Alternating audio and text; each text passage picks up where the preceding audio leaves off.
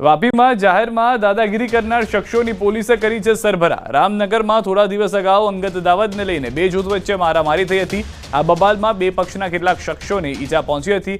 અસામાજિક તત્વોના આતંકના કારણે સમગ્ર વિસ્તારમાં ભય ફેલાયો હતો। જો કે પોલીસે ગણતરીના કલાકોમાં 5 આરોપીઓની ધરપકડ કરી કાયદાનું ભાન કરાવ્યું છે। પોલીસે આરોપીઓને સાથે રાખી ઘટનાનું રિકન્સ્ટ્રક્શન કરાવ્યું। આરોપીઓનું જાહેરમાં સરઘસ કાઢી પોલીસે કાયદાનો પાઠ ભણાવ્યો હતો।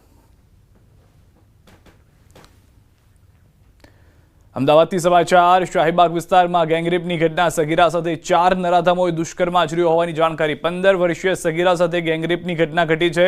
પડોશમાં રહેતા 4 નરાધમોએ ગેંગરેપ કર્યો છે। પોલીસે 4 આરોપીઓની ધરપકડ કરી છે।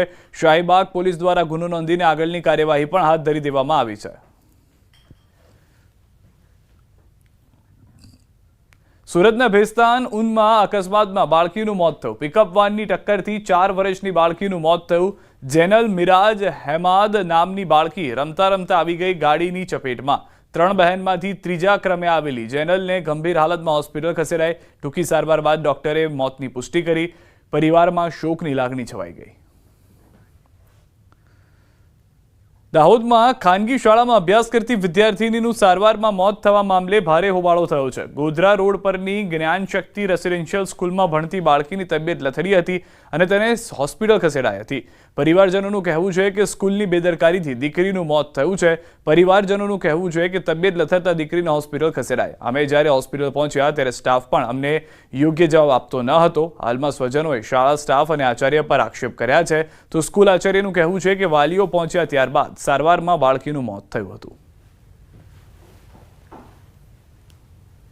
પછી કલાક પછી પાછો મેં ફોન કર્યો તો મને એવું કીધું કે હા એ છોકરીની તબિયત ખરાબ હતી, બપોરે એને પેટમાં દુખે એવું કીધું તો મેં ગોળી આપી એને અને પછી એને ઝાડા થઈ ગયા। માંગ અમારી એટલી કે છોકરીને શું થયું હતું અને કેવી રીતે થયું એ અમારે જવાબ જોઈએ।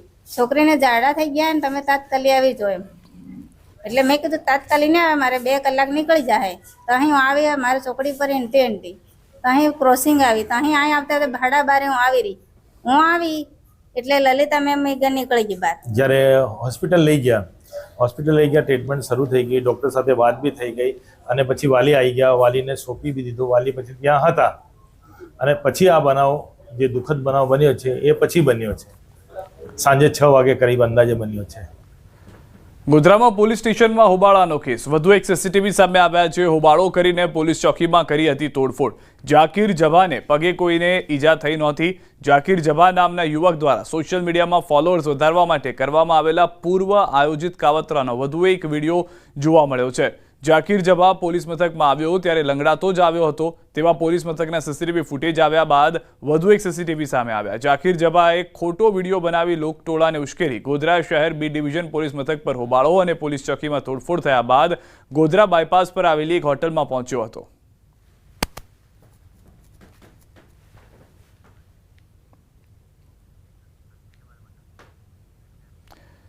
અને હવે વાત તહેવારમાં તંગદિલીની।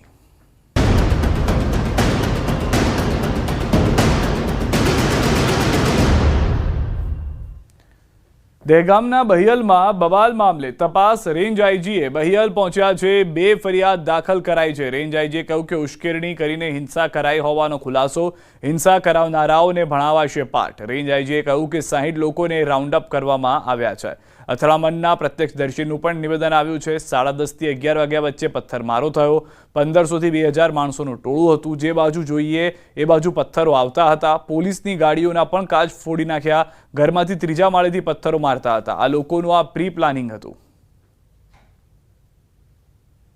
પરંતુ આ પોસ્ટમાં એક કમ્યુનિટીને લાગે કે આની કોઈ ભાવનાઓનો આવત થયો છે એવી પ્રકારની પોસ્ટ કોઈ હતી તો એમાં પણ પોલીસ સ્ટેશન છે, પોલીસ છે, એને આપ જાણકારી આપી શકો છો। એ જાણકારી આપવાની હતી પરંતુ અમુક લોકો દ્વારા જે ઇન્સ્ટિગેશન કરવામાં આવ્યો, મોટિવેટ કરવામાં આવ્યો અને એના પછી એવી પ્રકારની ગેરકાયદેસર ભીડ ભેગી થઈ અને પછી ગેરકાયદેસર જે ગુનો અને કૃત્ય કરવામાં આવેલ છે આ બાબતમાં જે છે એફઆઈઆર થઈ છે અને પોલીસ દ્વારા સખ્તમાં સખ્ત કાર્યવાહી કરવામાં પણ આવી છે। જે રીતે હું આપને થોડી દેર પહેલાં જણાવ્યો કે લગભગ 60 જેટલા લોકોને પોલીસે રાઉન્ડ અપ પણ કર્યા છે અને બાકીના લોકોને પણ જે પણ સામેલ હતા આને પણ રાઉન્ડ અપ કરવામાં આવશે, પકડવામાં આવશે અને સાથે સાથે જે પણ લોકો ઇન્સ્ટિગેશનમાં સામેલ હતા આને પણ પોલીસ પકડશે, આને છોડવામાં નહીં આવશે. દે ગામના બહિયલ ગામમાં બનેલ ઘટનામાં પોલીસે ફરિયાદ નોંધી છે અને સમગ્ર મામલે હવે કાર્યવાહી શરૂ કરી છે. ફરિયાદી છે સૌનક પટેલ, જે આ જ ગામના રહેવાસી છે. તેમની સાથે આપણે વાત કરીશું. સૌનકભાઈ, શું ફરિયાદ નોંધાવવામાં આવી છે આપના તરફથી? ફરિયાદ તો કાલ રાતે જે થયું હતું કે લગભગ 10:30-11 વાગ્યાની આસપાસ, 11:15 પથ્થરમારો ચાલુ થઈ ગયેલો. એ પછી એ લગભગ 1500થી 2000 માણસનું ટોળું હતું ફરતે ચારે બાજુ, અને જે બાજુ પથ્થર આવતા હતા એટલે એ હિસાબે અમે લેડીઝોને બધાને અંદર કરી દીધા ઘરમાં સેફ, નહીં કદાચ કોકને વાગી કરી જાય. અને અમે ઓછા માણસ હતા. પછી જેમ પોલીસ આવી તેમ પોલીસના બી કાચ તોડ નાખ્યા એ લોકોએ.